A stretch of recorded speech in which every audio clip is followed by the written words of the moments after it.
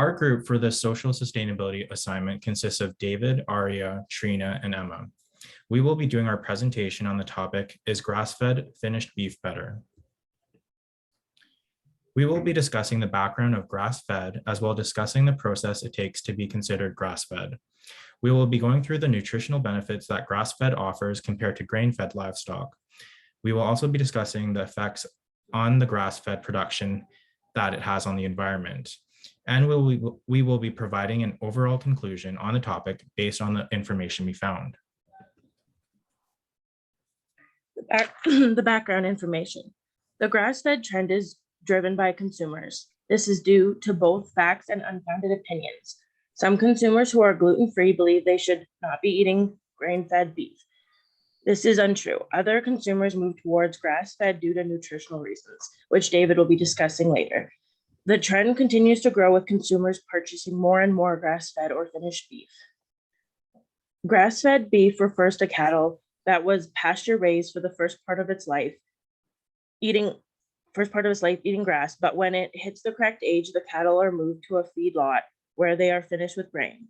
Finishing refers to the process of fattening a cow to the ideal weight for sale. Grain finished beef spend 60 to 200 days in a feedlot until they reach the correct weight.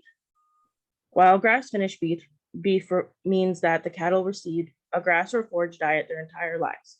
This means that the cattle spends much more time in pastures than grain finished. The forage the cattle is fed includes grasses, legumes, like alfalfa and clover. Grass finished may spend time in feedlots as well, but are often pasture raised. There are a variety of nutritional benefits shown to have on livestock raised grass-fed versus grain-fed. According to Canada Beef, grass-fed beef usually contains less total fat than grain-fed beef, which means that gram for gram, grass-fed beef contains fewer calories. Grass-fed beef contains much less monounsaturated fat than grain-fed beef. Grain-fed beef are usually fed a diet consisting mainly of grains such as corn or barley.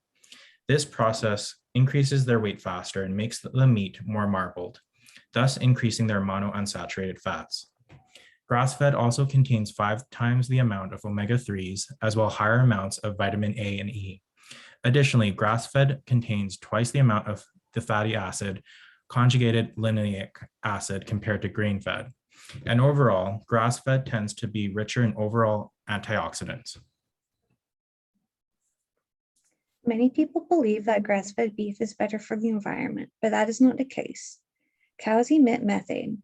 Grass-fed cattle produce 500% more greenhouse gas than a grain-fed cow. Grass-fed cattle take longer to finish compared to a grain-fed cow. By the age of 18 to 24 months, a grass-fed cow is finished, while a grain-finished cow is finished in about 15 months. Because the grass-fed cow lives longer, they're emitting more methane because of their longer lifespan.